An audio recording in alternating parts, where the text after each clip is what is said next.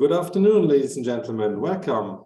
Welcome to the third event of the speaker series, Social Policy Unpacked, Exploring Pathways for Green and Digital Transitions. I'm very thrilled to have so many people here today. We have guests from the Commission, from agencies, from universities, NGOs, think tanks, national governments, cities, but also foundations. And it's great to see that there's such a big interest in this topic.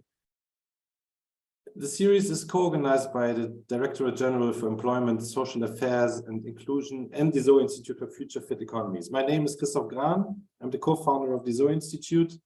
And ZOE is a think tank, think and do tank, basically, working at the interface of science and policy, specialized in new economic thinking and co-creation. It is the social question that is at the center of a successful Green Deal. And with this speaker series, we want to take a variety of thematic perspectives and shed light on different implications of this transition we're in.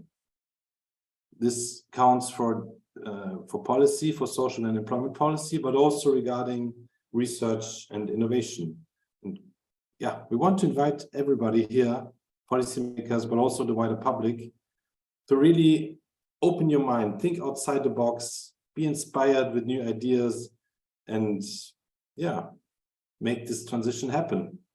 We have 12 online seminars running from December 22 till June 23, with 2 more coming in March, one on regional divides in the European Union and how to mitigate further economic polarization, with Professor Claudius Gräbner from University of Flensburg and with Jakob Hafele, the Managing Director of the ZOE Institute.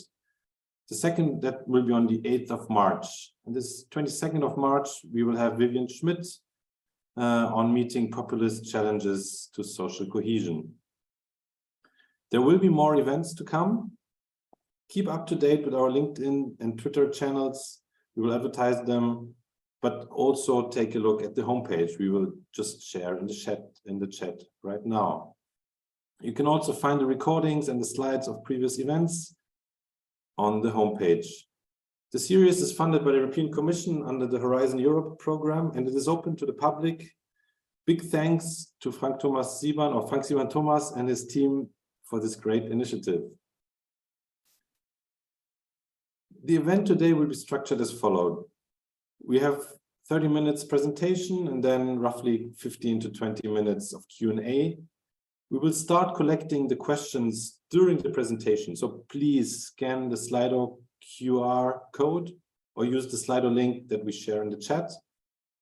And you can always vote for questions. And the more votes we have, the more interesting the question, the more I will ask it later.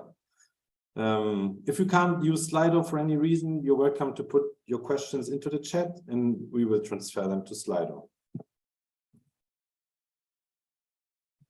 But enough talking and presenting. I'm very, very thrilled to have Anna Coote with us today. Anna is Principal Fellow at the New Economics Foundation and Director of the Social Guarantee. She's a leading analyst, writer, and advocate in the field of social policy. She's making the case for new proposals such as the 4-day work week. And now, and today, we're really looking forward to the universal basic services. She has recently published a think piece on the topic together with the Hot and Cool Foundation or Institute, which we will share in the chat. I'm looking forward to the next half an hour where Anna will elaborate on the questions of universal basic services and the potential to help and to meet basic needs within the planetary boundaries. Anna, it's a great pleasure and honor to have you here. And as all the others, I'm very curious to listen what you will tell us about the universal basic services. Please, the stage is yours. Thank you. Thank you very much. I'd like to share my screen. Can we? I'll do that. Thank you for inviting me. It's good to be here. So here we go. I'm sorry about the PowerPoint, but I think it's better to have it because there's a wide range of people and it's just a simple way of making sure that you're all that you can see what I'm saying. So this is about universal basic services, and it's this, universal services as a part of a social guarantee. And the idea of a social guarantee is that it puts human needs and fair employment at the heart of climate action. So let's go then. This is our starting point. Many of you will recognize this as the donut economics. This is the Kate Raworth's work on trying to construct the notion of a safe and just space for humanity between planetary boundaries and social foundation. So that's where we start, with the idea that we aim for universal access to life's essentials within the limits of a finite ecosystem, within planetary boundaries. And that's what the social guarantee is all about. So what do we mean by life's essentials? Here we've been influenced not just by Kate Raworth, obviously, but by people who are writing about need theory and about capabilities. And it's about life's essentials are what every individual needs in order to survive and also to participate and to flourish. We know that there's a great deal of consensus in the literature about what our basic needs are. These are universal across time and space, health and critical autonomy. And this is what people need in order to be participating members of society. How needs are met vary widely across time and place, but some need satisfiers are constant, things like water, nutrition, housing, energy, education, healthcare, and more. And these are what we call life's essentials. Now, the most fundamental of these is a safe and sustainable planet, because unless you have that, any amount of needs satisfaction is going to be ultimately futile. So that's what life's essentials are. And how do you go about securing life's essentials? Well, we recognize that each one of these is different and requires, if you like, a customized approach. You wouldn't satisfy your need for childcare in the same way with the same methods as you would satisfy your need for housing or for transport. So we suggest you imagine them on a spectrum, and at one end you can see that these are needs we would usually rely on to buy for ourselves through individual cash payments, things like food, for example. But at the other end, it would be ruinous to almost every individual to try, if we had to pay for them ourselves, and things like health and education would be obvious examples. But if what our aim is to achieve universal access within planetary boundaries, you're going to need collective measures right across the spectrum. So you need collective action to achieve your needs, more at one end at the other, but right across that spectrum, you're going to need collective measures, service delivery, investment, regulation through public institutions. So I think it's useful to bear that spectrum in mind. So this is the social guarantee built on that notion of a spectrum. And we recognize that in order to have universal access to life's essentials within planetary boundaries, you need both a decent living income, which would be derived from fair wages backed up by something like a minimum income guarantee, and you need services. Now here we've mentioned education and childcare and a range of other particular services. That's not a definitive list, but these are the ones that we tend to focus on. And the focus of our work around the social guarantee is primarily on services, because we feel that, I think with some justification, that a lot of social policy is relentlessly focused on the cash side and not on the services side. So we want to bring that back into the center of the policy agenda. So that's the social guarantee. And this brings us to the idea of universal basic services. Sometimes we drop the word basic because some people think if we talk about basic services, it's like, you know, the basic minimum. But really we want sufficient services that meet people's needs. So we use the term UBS because it's familiar to many people, but it's what it is about. It's a kind of it's a shorthand, if you like, for collective action to meet all our needs through services and investment and regulation. And we want to not just to improve the services that already exist, we want to build new ones in key areas of need where services are either patchy or non-existent. So that would include areas like childcare, social care, housing, access to transport and the internet.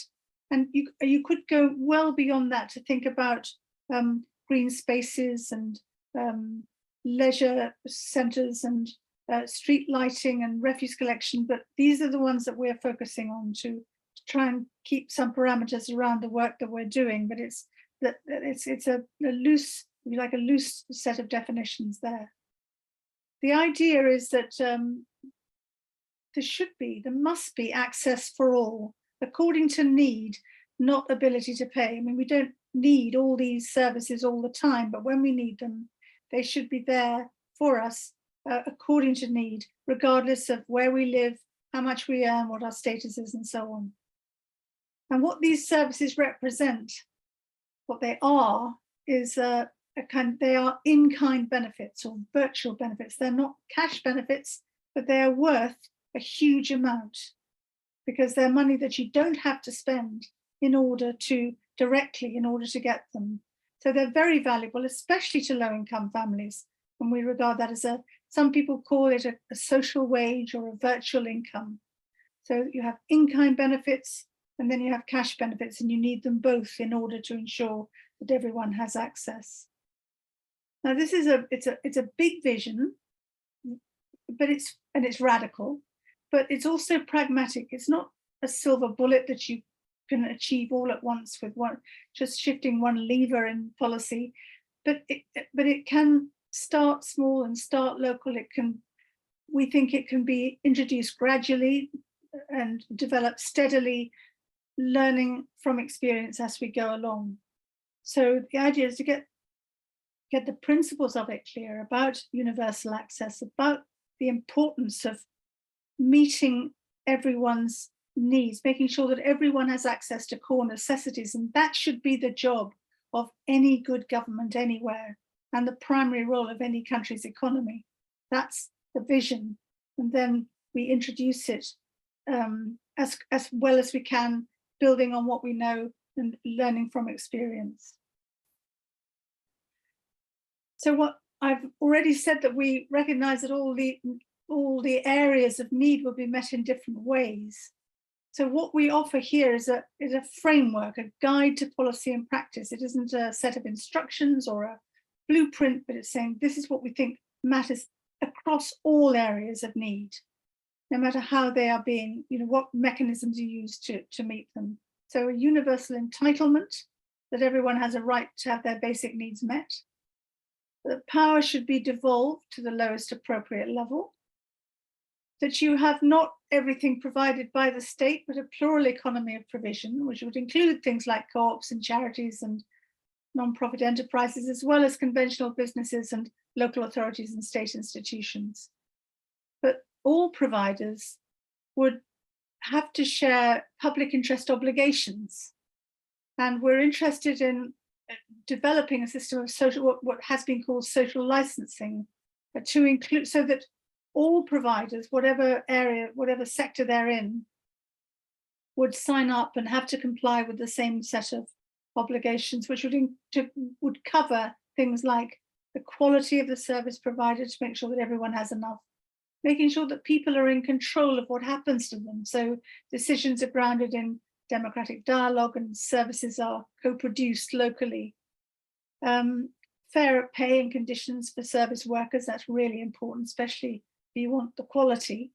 And built-in sustainability, so all collective measures are designed to meet climate goals and stay within planetary boundaries. So that's the social guarantee framework that would apply if you want to introduce universal services across the different areas of need. It's a guide to policy and practice.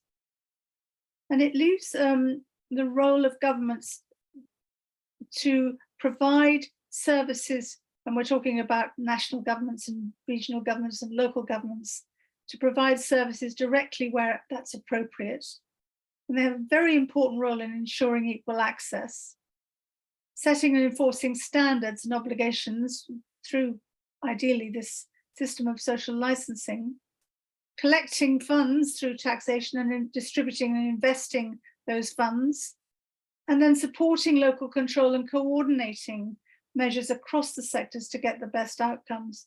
So that's a role of government as a facilitator and enabler, a very important role. And the reason we stress this is because some people think that the state is part of the problem and not part of the answer. And we would say, well, you can't do this without good democratically controlled governments, because, for example, if you want equal access between regions and localities, the only way to ensure that you have equal access for all is through distribution through state institutions. Now, I wanted to talk a bit about the impact on employment of this approach, the social guarantee and universal basic services. What we want to say is that it isn't like a side issue.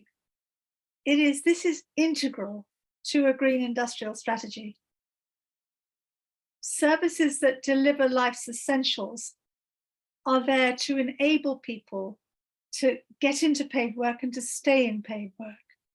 In fact, they can't be in paid work unless those services are there. If people are ill and there's no healthcare, if there's no childcare, keep people out of the labour force and so on. Transport, all these things are very important to enable people to be in work and to stay in work. But at the same time, services directly generate jobs at all skills levels and in all localities, because services are where people live. So they don't all, jobs don't kind of get drawn into the big hubs and big cities. They're everywhere. They're in villages and towns, not just in the big centres, and at all skills levels. And what's more, these jobs, these service jobs, are mainly, not all, but mainly low carbon jobs. And most of them depend on human relationships. So they can't simply be wiped out by automation and artificial intelligence. So they're relatively secure jobs, they're low carbon jobs. And if they're in the public realm, if they're under democratic control, they will contribute to a stable, prosperous and sustainable economy. And here's a bit more about the impact on climate action, on sustainability. And it's important to understand that a needs-based approach is both universal and sufficient. And those two concepts are very important to think of them together. So basic needs are universal across time and space. They can be identified objectively, but needs are satiable, unlike wants and preferences. So comes a point where if you have more than what you need, it could be counterproductive or can make no difference.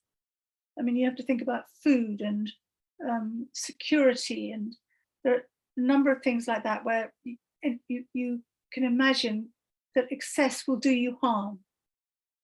So that's very different from the concept of an economy that aims to enable people to have what they want or prefer, because wants and preferences are at no limits. They can escalate exponentially. So this approach recognizes limits, and it recognizes upper and lower limits. This takes us back to the notion of the safe and just space for humanity, the planetary boundaries and the social foundations. So it's about there being enough for everyone so that everyone can have enough of what they need. And sufficiency is central to a needs-based approach. And I've got there that really important quote from the Brundtland Commission: sustainable development is about meeting the needs of the present without compromising the ability of future generations to meet their own needs. You can't do that without limits. So you have to have upper and lower limits to meeting needs. I looked at both the social pillar and the Green Deal, and they both recognize that vulnerable groups or some groups of citizens will be adversely affected by climate mitigation policies. You don't need to read this in detail, but the point is that's important, But what we think this approach does, it does a better job of joining up these two policy areas. It connects them much more positively. And I want to share with you now, this is the diagram that's in this new publication with the ZOE Institute. I guess it might be a bit difficult to read on screen, but basically what it shows is that universal basic services, or we can talk about the social guarantee, they're pretty interchangeable here. It's not just a way of making sure people don't suffer from the effects of climate mitigation or climate policies, climate action. They are absolutely indispensable and make a proactive contribution to making sure that we can achieve our climate goals. So universal basic services is about collective action to meet everyone's needs now and for future generations. They deliver in-kind benefits through public services, investment and regulation. And they achieve, or they aim to achieve, universal sufficiency for human and planetary well-being. And this contributes to, this is a different representation of the Rayworth donut that I showed you in the second slide, but it's about, you can see it's what it does. It helps to establish secure social foundations by universal access to life's essentials, preventing harm, generating employment and helping to stabilize the economy. It helps to safeguard the ecological ceiling by changing or making it possible to change attitudes and behavior by shared and public consumption, as opposed to just private consumption, by changing provisioning systems and by supporting green transitional programs. And within the space in the middle, if you like, it helps to ensure there is fair and equitable distribution.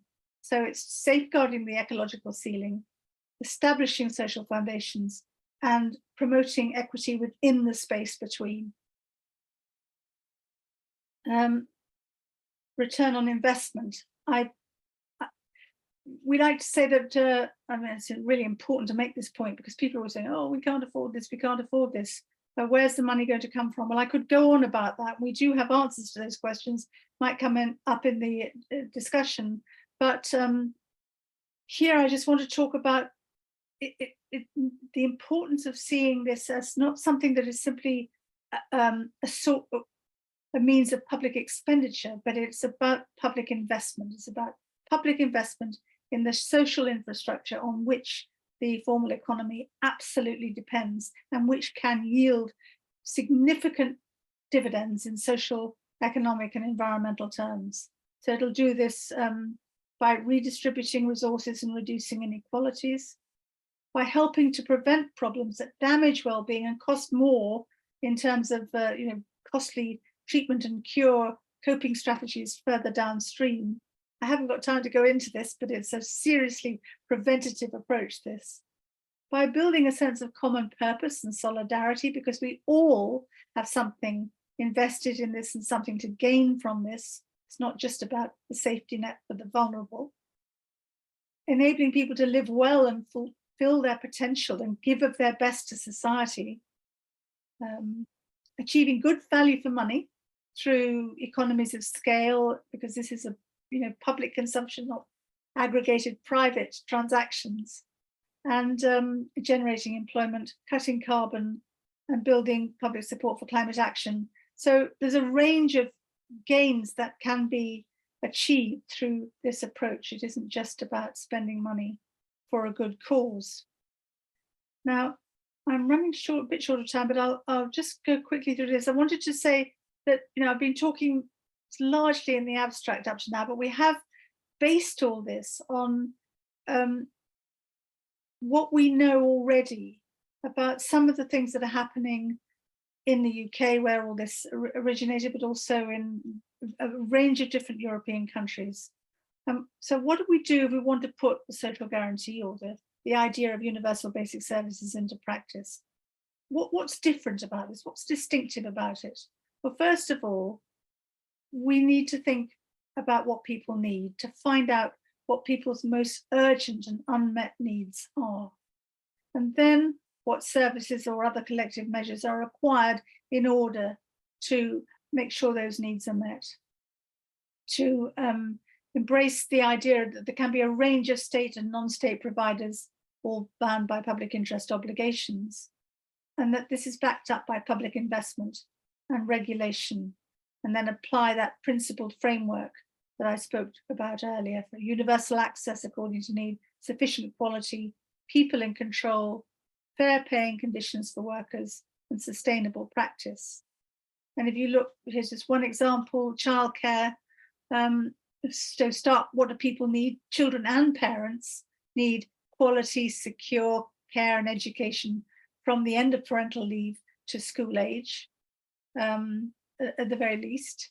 And that requires well-trained, suitably paid staff, well-equipped facilities, mixed economy of provision, all providers bound by public interest obligations, and subsidies and fee caps to make sure that user costs are kept low. Now, this is based largely on the Norwegian childcare system. There are other good examples around Europe.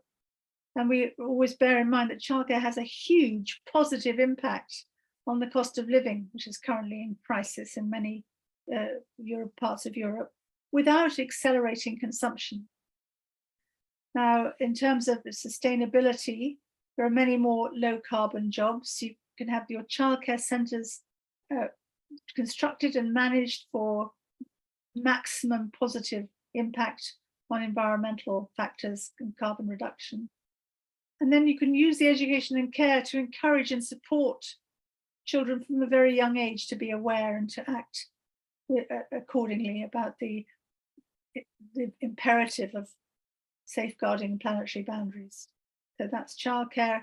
And transport, again, people need travel to go to work, school, shops, services, and so on. You can only do this collectively. The markets have manifestly failed.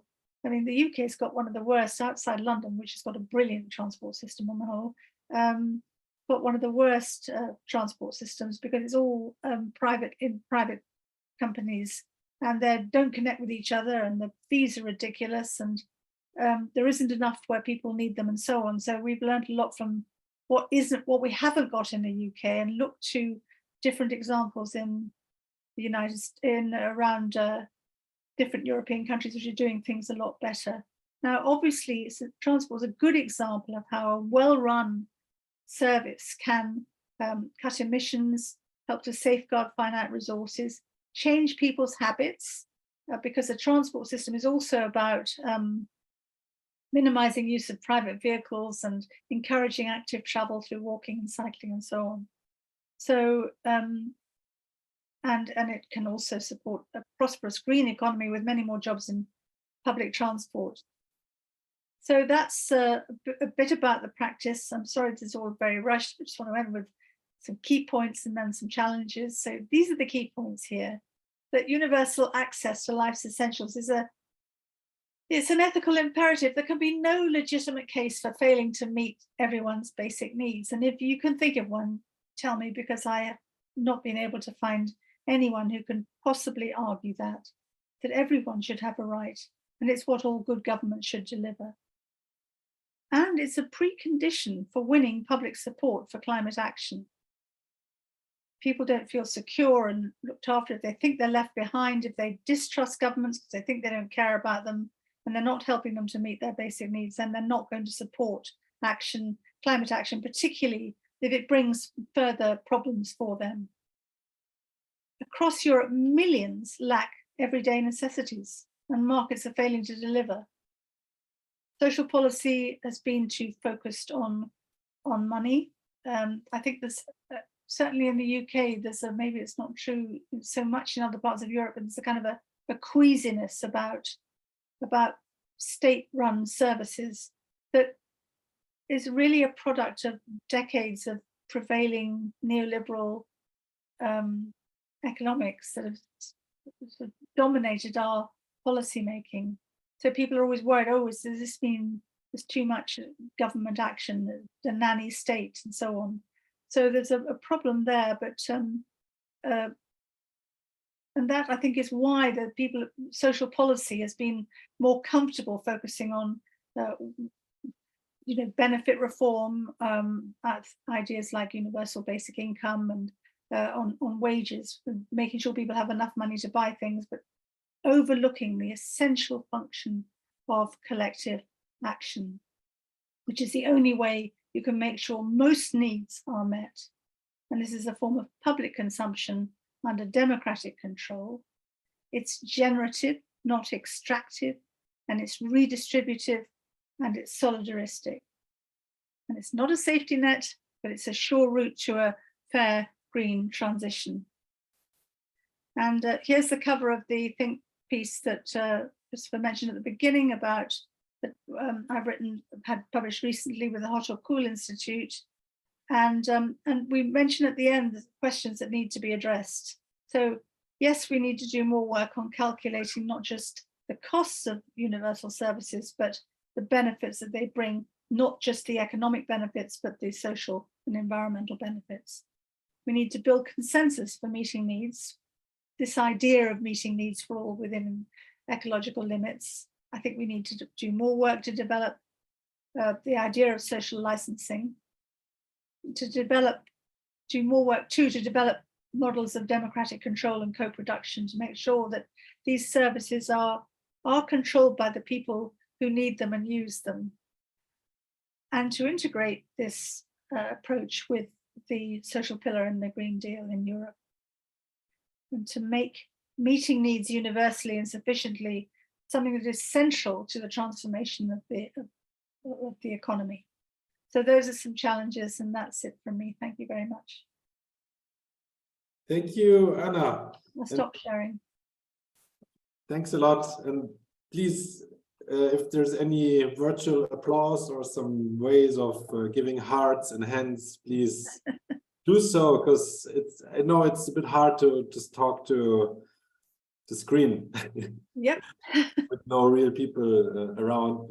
Here we go. Thanks a lot, everybody.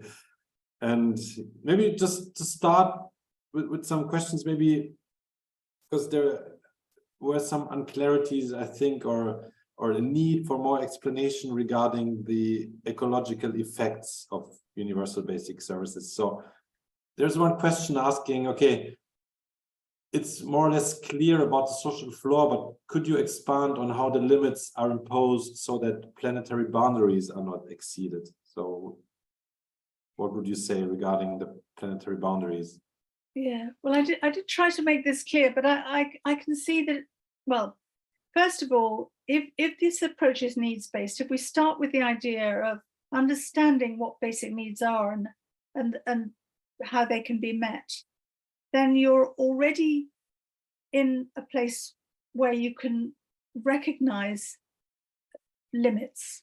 So if you have an economy that aims to satisfy wants and preferences, which is basically what sort of the orthodox economic paradigm is, then there's no limits. There's no limits to what people can have, or nothing built into the system. So a needs-based approach in itself recognizes limits and recognizes both lower limits below which people shouldn't be allowed to fall and upper limits. That if everybody had more than enough, there wouldn't be enough to go around, so that everybody's needs could be met. So there's that. That's the idea of limits.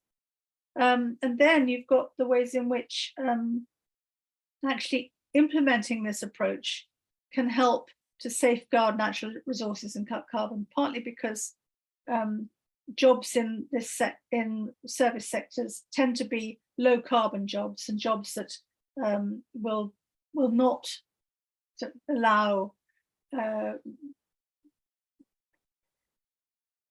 GHG emissions, for example, to escalate out of control. So they're low carbon jobs, and we need to value this much more. So I'm thinking about jobs in teaching and caring, and where the actual work that goes on, which is very important for human beings, for meeting needs, are that work is not. It's easy to do without making big demands on natural resources. So there's that, and a lot of, and there is also what I talked about prevention. So I've always been interested in the notion of, the policy that focuses on early action to prevent problems occurring or problems getting worse. So if you have decent childcare, if you have decent education, if you've got decent housing, you would certainly minimize the amount of the risks to people's health, which if it then becomes more acute will need much more expenditure and more costly and also resource intensive methods for coping with those problems. And this is writ large across the whole spectrum of needs, actually.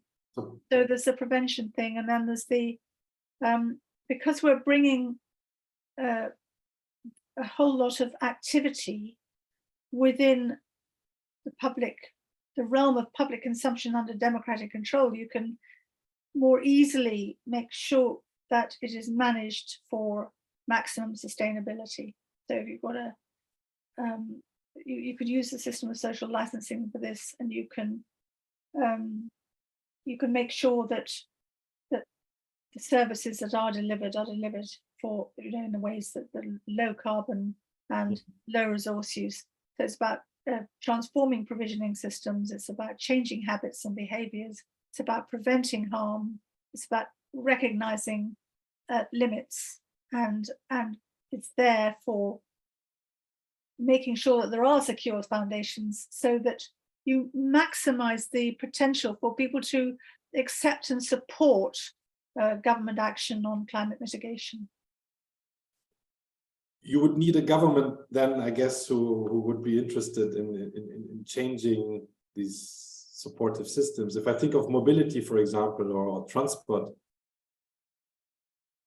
there are some countries out there or some policy approaches, especially in Germany. Maybe I'm too much biased by my German nationality, but I think it's a very hard topic if I think of transport and how to bring the individual-based transport system to a more community-based transport system, and thus avoid bigger ecological footprint. How would you deal with this vision behind it? I mean, one thing is to have free public transport, which is already kind of coming, I would say, also in Germany. But the other one is to change the infrastructure in order to have people, the possibility to use the public transport. And maybe you can share a little bit your thoughts on the vision behind what a good life is, that also would need to change, I guess, dramatically, especially in the transport sector, maybe. Well, I mean, I live in London, and London has got a very good integrated transport system. So,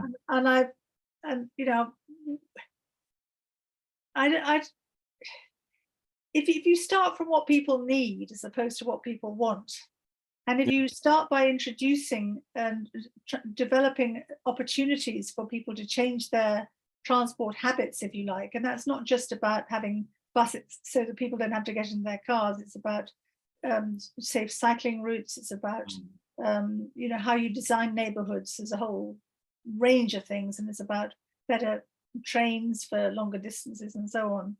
So you have to create the service that is there as an alternative so that people aren't locked into unsustainable forms of transport. But I mean, don't forget, I did say this is not a silver bullet. There's no magic wand you can wave, but you think it through and you start with what people need, and you realize that you've got to meet people's needs for everyone within planetary boundaries. Then you have to design a system that will make that happen. And I can't really tell you how to do it in Germany, but that I do know for a fact that if you have a system where fares are low, where services are well connected, people will use, and also where you have congestion charging and emission, low emission zones and so on, you're going to discourage private transport. So, and people will walk, and that's better for them, and people will cycle, and that's better for them too. So, absolutely.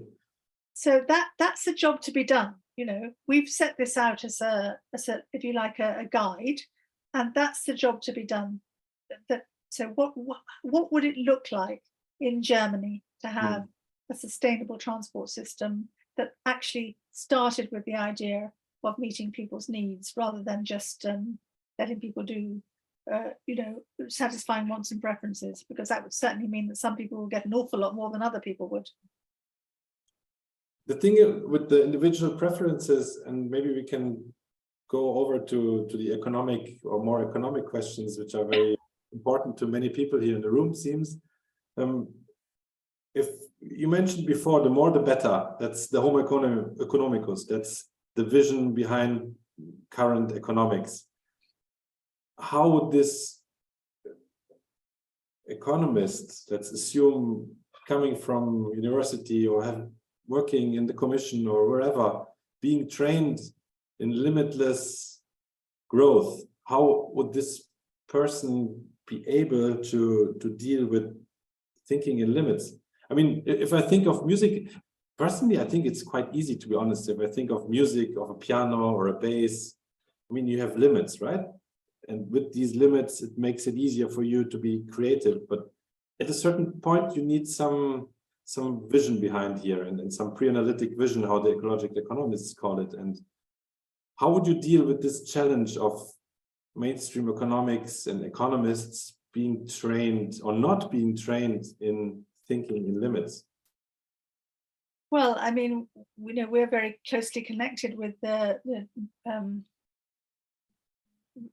young economists who come out of universities to challenge orthodox economics and say that you need to change the way, change the orthodoxy.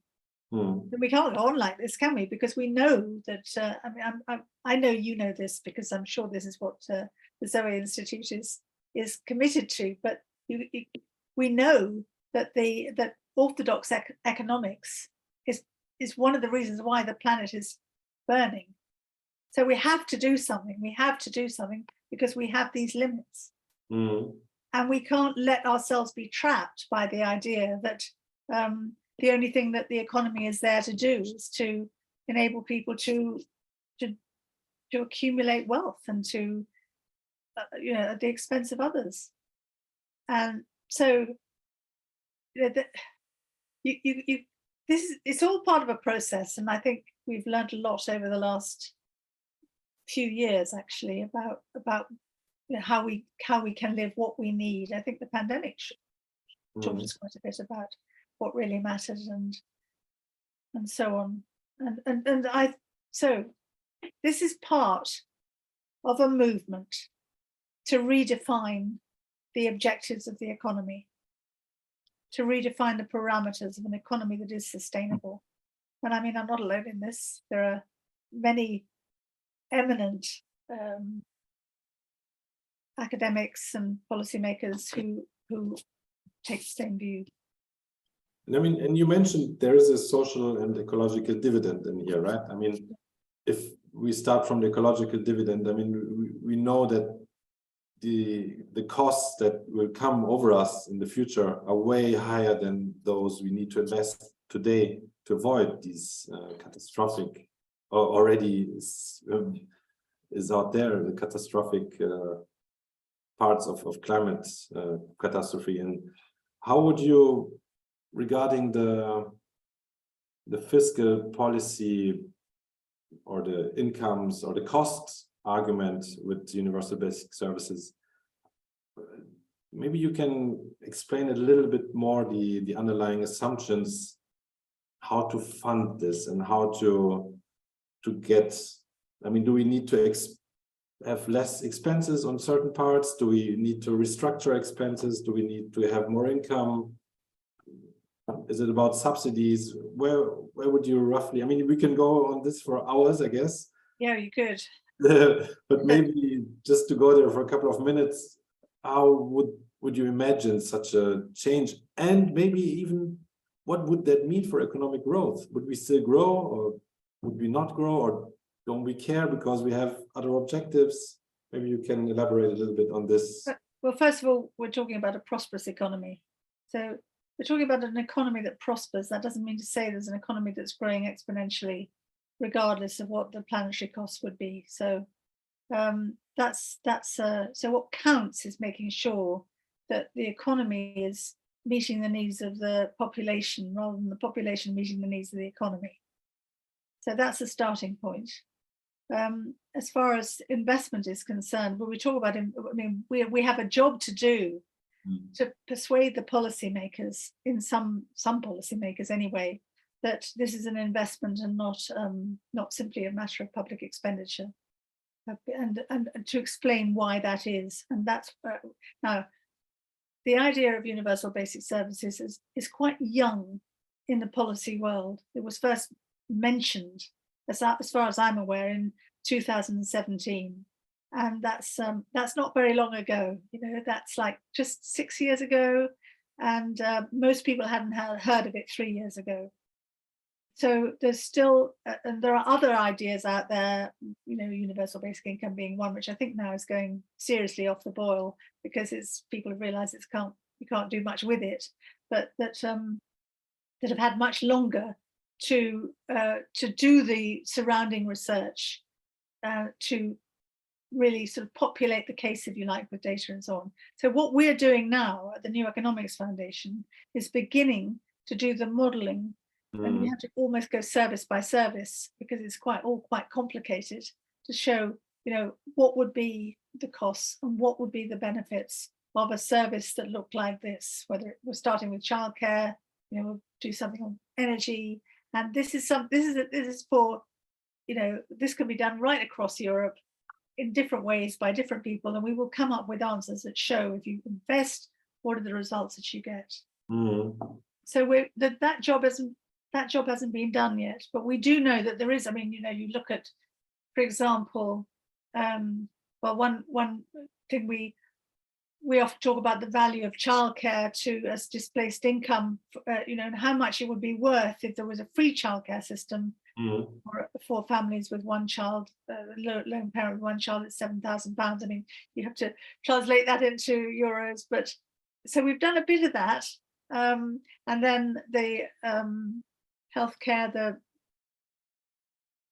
if you compare healthcare systems, you can see how much more is achieved in terms of life expectancy and sustainability by a non-market system. If you compare it with, say, the United States healthcare system, which is market-led. So we do have some evidence, which is what we're building on, but there's still work to be done. But at the end of the day, it's a question of how do we measure well-being, right? It's a more complex question than just boiling. Well, that's quite easy, measuring well-being. That's something that there's a lot of work being done on how you measure well-being and how you use well-being as a measure of success. Yeah. As how that can act as a useful, either an adjunct or a replacement for GDP as a measure of the nation's success. So that's easy. I think what I'm very encouraged by is the IPCC mentioning for the first time last year that public services are necessary, to invest more in public services in order to get to reach the climate goals that they are setting out scientifically. So I'm absolutely confident there's a strong move in this direction, and it isn't just a few kind of idealistic people sitting in a corner not knowing anything about the real world. This is about real change. It's about today's imperatives, and there's enough evidence out there to make a very strong case for doing more work to build this case up, to try and shift the orthodoxy.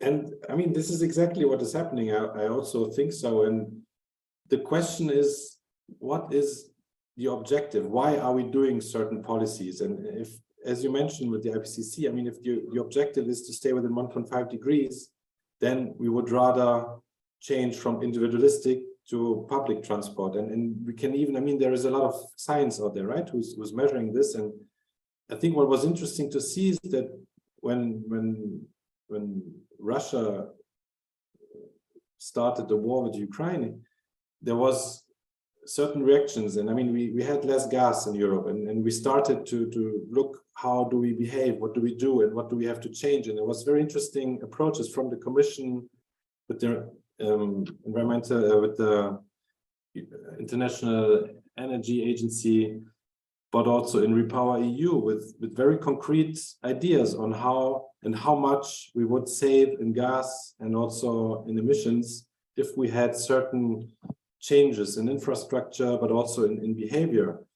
But what is interesting to see, I think, is, and that's one elephant in the room that is also part of the questions in Slido, what about the upper limits? How about the overconsumption? What is happening with the upper 1, 2, 3, 5, whatever, 10% of consumers that are already way over the fair consumption space you mentioned? And there's a lot of research here on aviation, etc. How would you deal with this challenge? Well, I think that it's very important indeed, and I think it is, as you say, it's a kind of something most of us don't dare to mention. How could you possibly stop people, taking, I don't know, 20 flights, 100 flights a year when, without any constraint whatsoever? But I think we are now beginning to talk, are we not, about taxation or, levies on frequent flyer levies to stop that kind of excess in travel. And I think that there needs to be a lot more thought about how you limit excess. Now, what the social guarantee and universal basic services do is it creates the conditions for that to be successful, right? It does contribute to it, because I think it by meeting everyone's needs, it creates a foundation that you can build on to address the limits. I don't think it directly reduces the limits, except by shifting the dial, if you like, away from individual consumption to collective consumption through, because our needs are met collectively rather than just by buying things ourselves or trying to do things individually. So it does that, but I think, it's not, this is another challenge, but our work does not extend to thinking directly about how you limit excessive consumption, which I think is what you're asking about. But I think that work is being done by others, it's starting to be done, and it's really, really important. And we have to do it, we certainly have to do it through taxation. And that taxation provides a revenue that you can use to invest in public services that will ensure that everyone has access to life's essentials. So, that's a win-win. Yeah, I mean, it's both, right? To limit from the top, and also to enable people from lower parts of income to really participate in society. And if you think of different levels of implementation, I don't know, EU level or member state level or city level, is there any favorite spot for you where you say, this is where the music is, there's the energy, like, I don't know, Barcelona, or I don't know, some cities that really... No, I'm always being asked this question. Where are they doing it? Show me where they're doing it. And I don't think there is any one place. I think you can look at examples of municipalities that are really doing interesting things to try and enable this approach to work well. And I think there are excellent places where you can look, like Norway or France, to look at the childcare system and all the, we're in the book that I wrote on universal basic services, we've drawn a lot of this together, but there's no ideal place. I mean, it would be, there's some places a lot better than others, but I can't say that, I would, if only we could all be like X, then, everything will be fine. And you've got to think globally anyway, haven't you? So everybody's got to change everywhere. But if this approach, and this works globally, making sure that everyone has access to the core necessities of life, and that is the job of the economy, and that's the job of government, and that's the priority. And you have to do it through collective action, And that's the only way you can do it, through public institutions under democratic control. And that's what we need to be thinking through, the implication of that, how you do it, how you start it small and build up. And that's a global challenge as well as a European one. Absolutely. And yeah, I think we can slowly close it here. And I think it's very inspiring what you just presented here. And it shows a way out of these very complex problems we're all faced with, and the climate emergency and the social challenges that come along with implementing the Green Deal in this case. I mean, if we don't find a way of taking the people on board, it's not gonna work. And yeah, maybe to finish, I leave the floor to you, and before I close the event, to maybe you have some last words you want to share with us to close. Well, no, but thank you very much. I mean, I think I've said what I can. I think it's a job for us all, and there isn't another way. I mean, I think I mean, obviously there are other things we must do, lots of other really important things we must do, but if this needs to be part of the picture, it's got to be seen not just as a social policy, by the way. It's a labor market policy, it's an economic policy, and it's an environmental policy. And it needs to be central to all of those things. That you can call it what you like, but the basic idea is that every individual right across the world, right across Europe too, of course, has a right to have their basic needs met. And that's only something you can do through collective measures, through service delivery, backed by investment, backed by regulation. Wonderful. I think that's a very big point at the end, to really think this more than only social policy, but rather include, if I think of the European Commission, all DGs into this. And it's a big question. Yeah, get out of your silos, DGs. You need to get out of those silos and talk to each other. I'm sure there are many doing this, and I'm pretty sure we have a great variety today here of different DGs, and and I'm looking forward to how this will be followed up. For now, thanks Anna, thanks everybody for being here today.